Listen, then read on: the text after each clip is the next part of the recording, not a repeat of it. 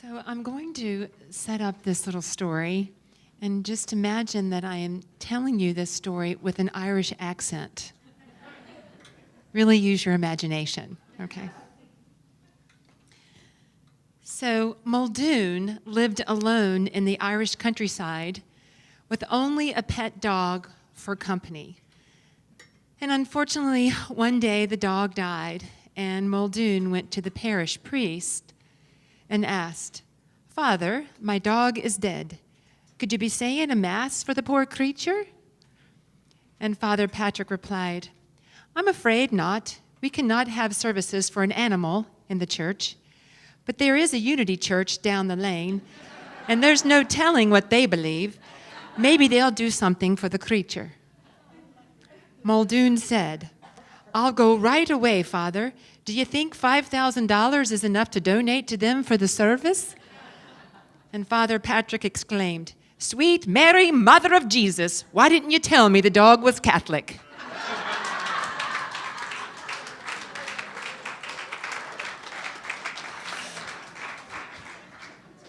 We can change our minds, can't we? We can change our minds. Okay. So today is our final Sunday focusing on female metaphysical masters. And I have to say, it has been a joy to share these women that have so touched my heart and expanded my awareness of what I am on my journey. And so today we are talking about a modern day mystic. I call her a mystic, Louise Hay. And so she is a metaphysician, author, speaker, teacher, healer, and artist. And so I'd like to share a bit with you about her background. So Louise came from a childhood of instability, poverty, working hard labor, and sexual abuse. At the age of 5, she was raped by a neighbor and was told it was her fault, even though the man went to jail for 15 years. At 15, she ran away from home to escape the abuse of her stepfather. She became pregnant and gave up the child for adoption. When the child was 5 days old, she returned home and took her mother out of the abusive environment and moved her to safety. Louise moved to Chicago for a few years and then New York City, where she became a high fashion model. She married a prosperous businessman and traveled the world with him for 14 years until he fell in love with someone else and they divorced. She was crushed. It was in New York in the 70s that she found her way to a church of religious science. Something inside her said, "Pay attention." She began to attend every service and class she could and started voraciously studying metaphysics and healing. She became a science of mind practitioner and minister. She practiced transcendental meditation. It was during this time that the infamous little book, Heal Your Body, was written by Louise. And then one day in her 50s, she was diagnosed with cervical cancer. When this happened, she reflected on her life of being raped and abused and knew it was no accident that she manifested cancer in that area of her body. Initially, she panicked, but then she knew that she must do her mental healing work. She put the doctors off for 3 months as they wanted to do surgery and use other external methods for treatment. She began a journey of deep inner healing. She shared that she then took responsibility for own healing and read everything she could get her hands on and investigated alternative therapies. Most of all, Louise knew it was time to really love and approve of herself. She made herself stand in front of the mirror and say, "Louise, I love you. I really love you," until she got it. She knew she had to clear the patterns within herself of resentment and blame. She went to therapy and found a good nutritionist. 6 months after her diagnosis, there was no cancer left in her body. Louise embarked upon her life work to spread the message of how, by using certain tools, we can change our thinking and our lives for the better. Our beliefs and ideas about ourselves are often the cause of our emotional problems and physical maladies, and they can be changed. Louise decided to write the book, You Can Heal Your Life, to share her healing journey. This book has sold over 50 million copies worldwide and was on the New York Times bestseller list for over 13 consecutive weeks. After appearing on Oprah 20 years later, You Can Heal Your Life was once again on the New York Times bestseller list. Louise went on to begin her famous support group for those diagnosed with AIDS, the Hayride, and created her own successful publishing company. She established the Hay Foundation as a nonprofit to encourage and financially support diverse organizations which supply food, shelter, counseling, hospice care, and money to those with AIDS, as well as battered women and others in crisis. Louise has continued to write more than 24 books, teach, lecture, and travel the world sharing her message.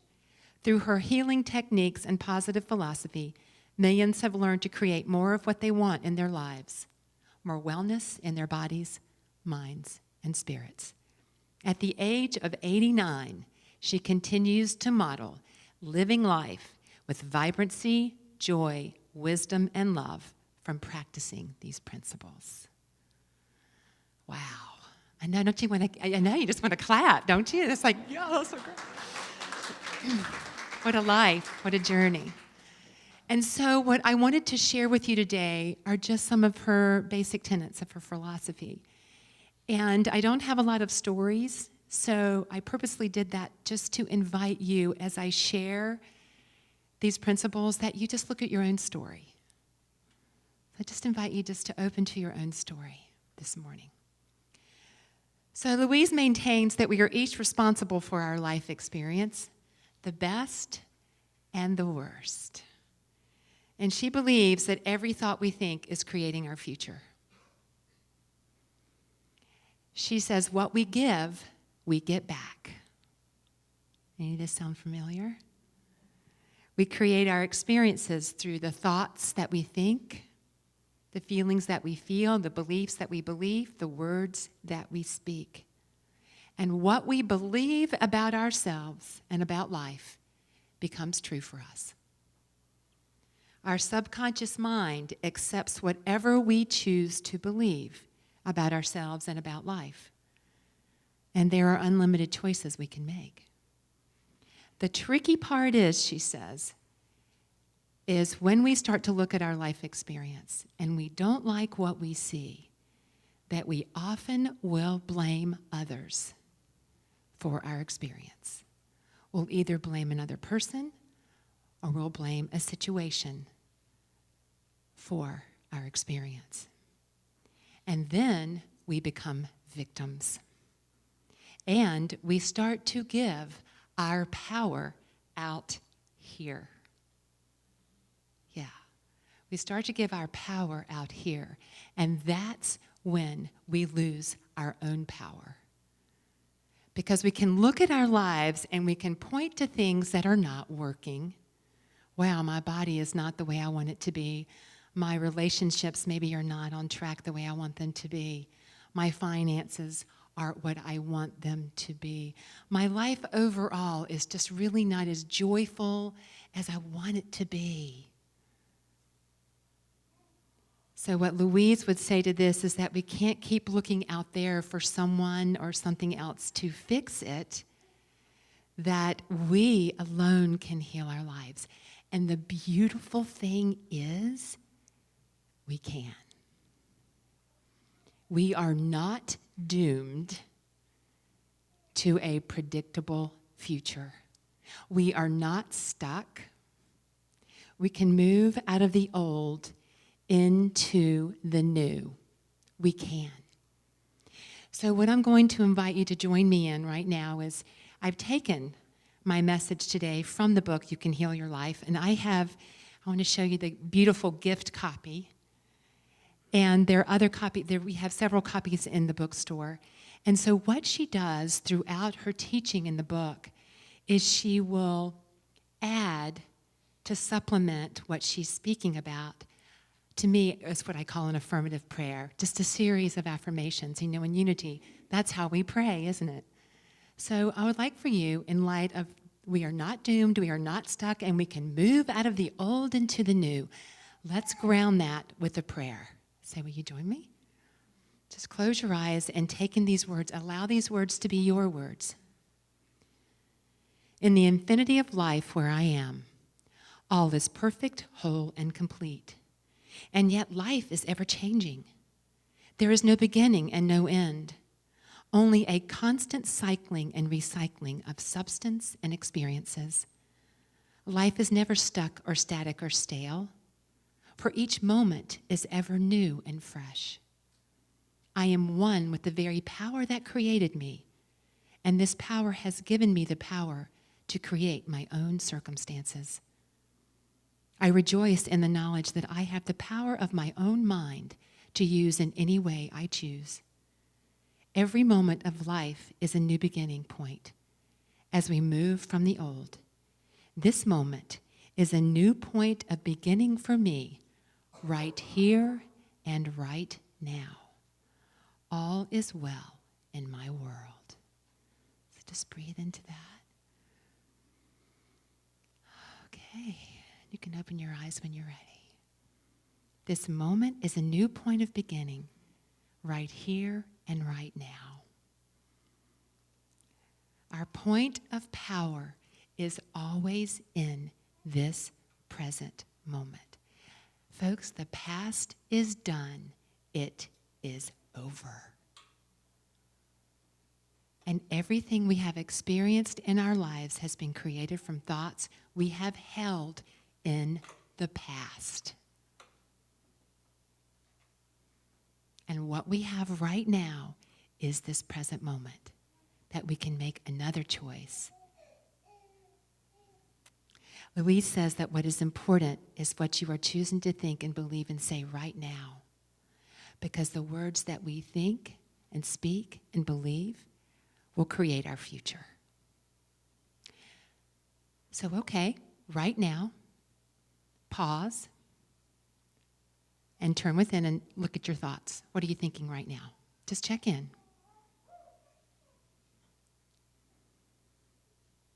What's your thought? Is the thought you're thinking one that you want to create your future?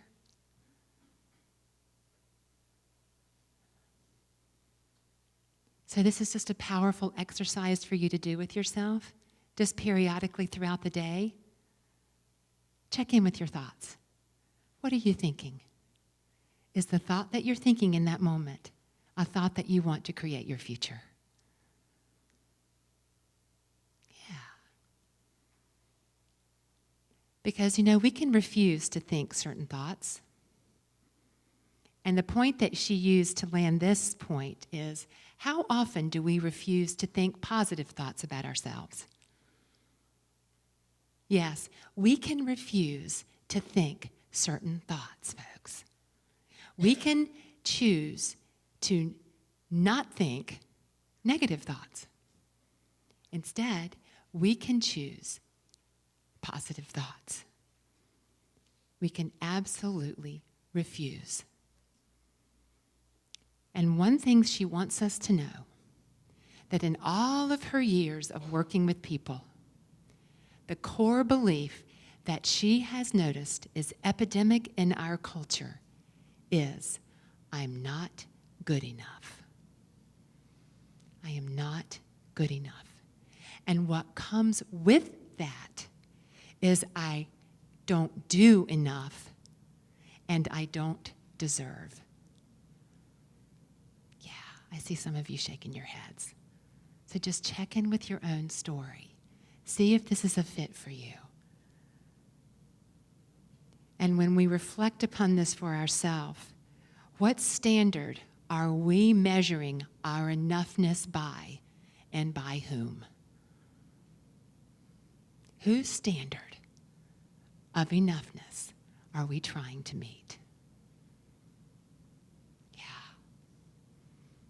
So no wonder we haven't been able to create the lives we want with this core belief. We're contradicting ourselves all the time. If we have a core belief, and we might not be aware of this, it could be in our subconscious that we are not enough, how can we really fully enjoy our lives? Because everything that we do is hitting up against this. everything that we do. Nothing will ever be quite right. Yeah, holding this subconscious belief would negate and contradict our attempts to be happy and fulfilled. And what comes with this are the four most damaging things that we do to our body and our lives: resentment, criticism, guilt, and fear. Those are biggies. But okay, let's take a deep breath. Folks, we can heal our lives. She's just letting us know in her wisdom and through her own experience what she has noticed in the human experience, that we tend to hold on to this core belief that we're not enough. And we land it with resentment and criticism and guilt and fear, mostly toward ourselves. Mostly toward ourselves. And she said, we get to be willing to stop punishing ourselves. Oh, we're so hard on ourselves, aren't we? She said that when we can stop punishing ourselves and instead start loving ourselves, our lives will start to work. When we love ourselves, our lives work. Okay, so take a moment. What are you thinking? Check in with your thoughts.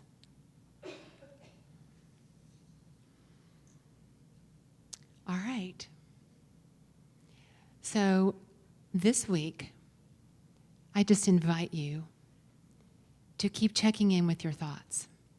And there's this nifty little app for your phones called Chime. And what it will do is it will alert you as you set it to every quarter hour, half hour, hour. I just invite you to possibly look into this for at least for the next week or two, just so you can pause and check in with your thoughts. Because remember, your thoughts are creating your future. Your thoughts are creating your present moment experience. Okay?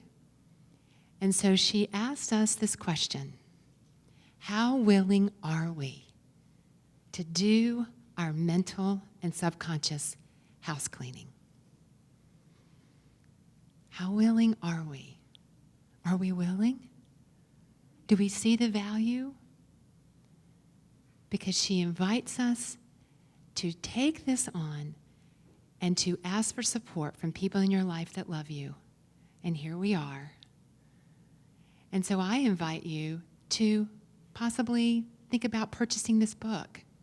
And if you would like for me to do a class on this book, let me know, because I would be more than happy to do a class on this so we can navigate this together. Because, folks, we're all on the journey, and we all got our stuff. Okay? So I'm going to close now with another prayer from Louise Hay. So just take a breath.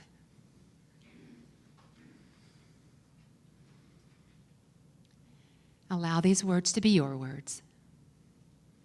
In the infinity of life where I am, all is perfect, whole, and complete. I am always divinely protected and guided. It is safe for me to look within myself. It is safe for me to look into the past.